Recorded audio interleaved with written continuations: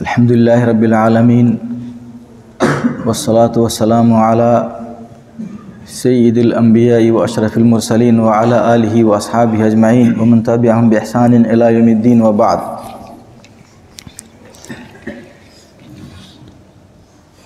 معزز سامعین،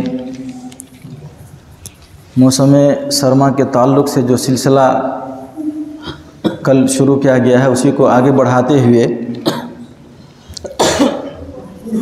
آپ لوگوں کے گوش گزار کچھ کروں گا۔ گزارش ہے کہ اس پر دھیان دیں گے۔ موسم سرما کو عربی میں شتا کہا جاتا ہے، اور یہ لفظ شتا قرآن میں صرف ایک جگہ وارد ہے، اور وہ ہے سورہ قریش میں لإیلاف قریش ایلافہم رحلۃ الشتاء والصیف۔ اہل مکہ گرمی کے موسم میں شام کا سفر کرتے تھے، اور شام کے علاقے میں سردی جب بہت زیادہ بڑھ جایا کرتی تھی تو اس موسم میں وہ لوگ تجارتی قافلہ لے کر یمن کا رخ کرتے تھے، تو اسی کی طرف اشارہ ہے اس آیت میں۔ اور یہاں اس موسم سرما سے متعلق جو لفظ وارد ہے وہ ہے شتا۔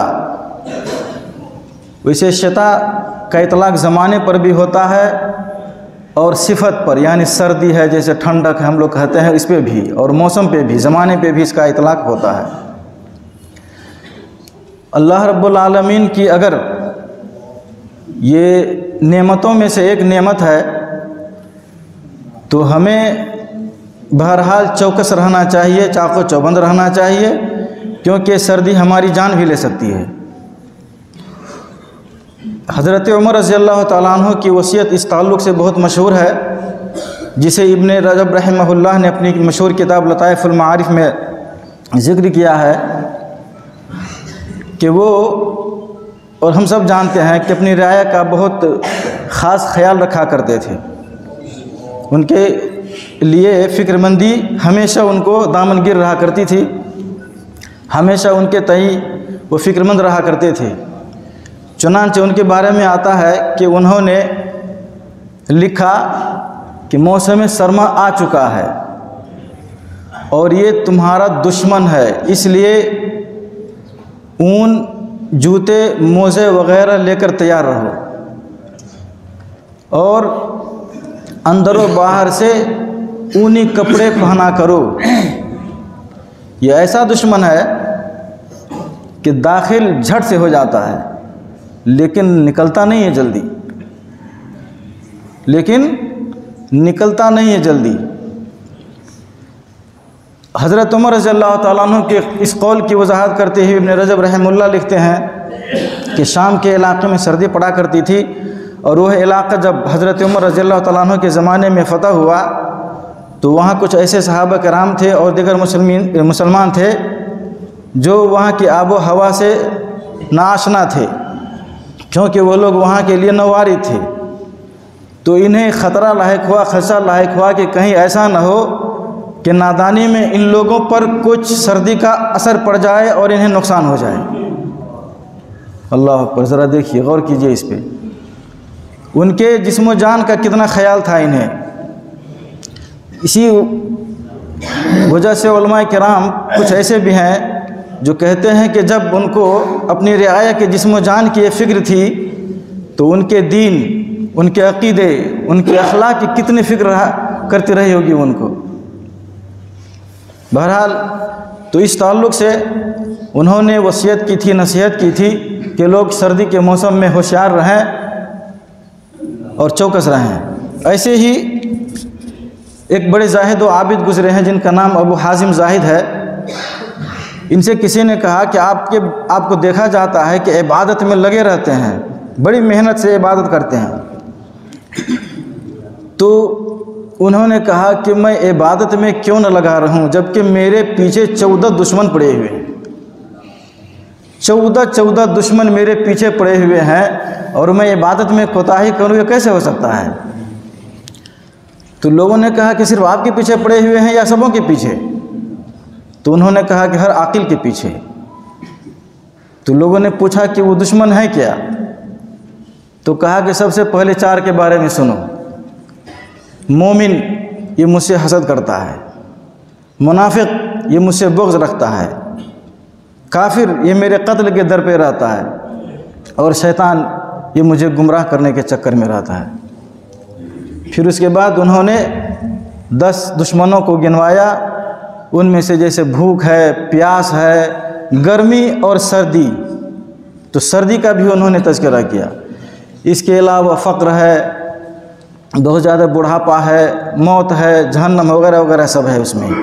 اس کے بعد وہ کہتے ہیں کہ ان سے مقابلے کے لیے سب سے بہتر ہتھیار چاہیے، ان کے مقابلے کے لیے بہتر ہتھیار چاہیے، اور میرے پاس سب سے بہتر ہتھیار تقویٰ ہے۔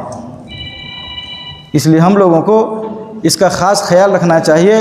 ان کے قول ذکر کرنے کا مقصد یہ تھا کہ انہوں نے 14 دشمنوں میں سے ایک دشمن سردی کو بھی شمار کیا ہے، اس لیے ہمیں خاص خیال رکھنا چاہیے۔ اور جب یہ موسم سرما آ گیا ہے تو ظاہر سی بات ہے ہماری شریعت میں اس کے تعلق سے خاص مسائل ہیں۔ کچھ مسائل تو ایسے ہیں جو مشترک ہیں، سردی اور گرمی ہر مہینے میں پیش آتے ہیں، اور کچھ مسائل ایسے ہیں جو خاص سردی کے موسم ہی کے لیے ہیں۔ بہرحال یہ موسم جیسے ہی آتا ہے تو اس تعلق سے اللہ رب العالمین کی طرف سے بندوں کو کچھ تخفیف بھی نصیب ہوتی ہے، کچھ عبادت میں تخفیف کر دی جاتی ہے۔ جیسے مان کے چلیے اگر سخت سردی ہو اور پانی استعمال کرنے سے مکلف کو پریشانی ہو تو کہتے ہیں کہ غسل اور وضو کے بجائے بندہ تیمم کر لے۔ غسل اور تیمم، وضو سے غسل کرنے، پانی سے وضو کرنے اور پانی سے غسل کرنے کے بجائے بندہ کیا کرے؟ تیمم کر لے۔ لیکن کب؟ جب سردی بہت زیادہ ہو۔ تو یہ سردی بہت زیادہ ہو کیسے پتہ چلے گا ہمیں کہ سردی بہت زیادہ ہے؟ تو علماء کرام کہتے ہیں کہ 4 چیزوں میں سے کوئی ایک چیز بھی ہوگی تو سمجھیے کہ سردی بہت زیادہ ہے، سردی بہت زیادہ ہے۔ نمبر 1 کہ انسان اگر بیمار ہے تو اس کی بیماری بڑھ جائے، اس کی بیماری بڑھ جائے۔ ایسے ہی اگر بیمار ہے تو وہ بیماری دیر سے ختم ہو، سردی کی وجہ سے، پانی استعمال کرنے کی وجہ سے بیماری ختم ہی نہ ہو بلکہ دیر سے ختم ہو، یا پانی کے استعمال کرنے کی وجہ سے اس کے بدن کو کوئی نقصان پہنچے۔ اور چوتھی چیز ہے کہ اس پانی کے استعمال سے پریشانی ایسی ہو جو عام پریشانی سے بڑھ کر ہو۔ کبھی ایسا ہوتا ہے کہ موسم جب بہت زیادہ سرد ہو جاتا ہے تو پانی بھی جم جاتا ہے، پانی بھی جم جاتا ہے، تو وہاں پانی نقصان دہ تو نہیں ہوتا ہے لیکن اس پانی کو استعمال میں لا نہیں سکتے، اس لیے بندہ ایسی صورت میں تیمم کرے گا۔ تو انسان کو جب ضرورت سے زیادہ پریشانی ہو، سردی بہت زیادہ بڑھ گئی ہو اور دیکھے کہ ان 4 چیزوں میں سے کسی بھی چیز سے وہ متاثر ہو سکتا ہے اور کوئی بھی نقصان اسے پہنچ سکتا ہے، تو ایسی صورت میں وہ بندہ پانی سے وضو کے بجائے، پانی سے غسل کے بجائے تیمم کرے گا۔ یہ ایک ایسی نعمت ہے کہ یہاں ایک لطیفے کے طور پر علماء کرام ایک واقعہ ذکر کرتے ہیں۔ ایک چھوٹا سا واقعہ ہے، اس کے بعد گفتگو ختم کر دوں گا۔ مذہب شافعی کے ماننے والے جو متأخر قسم کے لوگ ہیں ان کے بارے میں آتا ہے کہ ایک بندے کو رات میں احتلام ہو گیا، صبح ہوئی تو اس نے بہت زیادہ ٹھنڈا پانی تھا اسے غسل کر لیا۔ اب لگ رہا تھا کہ بندہ ہلاک ہو جائے گا، مر جائے گا۔ بعض ساتھیوں نے دیکھا تو کہا کہ ارے یہی تو عذر ہے کہ تم غسل کے بجائے تیمم کر لیتے، پانی سے وضو کے بجائے تیمم کر لیتے۔ تو اس واقعے نے اس بندے کو مہمیز دیا اور علم حاصل کرنا شروع کیا، اور علم حاصل کرتے کرتے بعد میں چل کر وہ بندہ بہت بڑا عالم بن گیا۔ تو اللہ رب العالمین کی بے شمار نعمتوں میں سے ایک نعمت ہے۔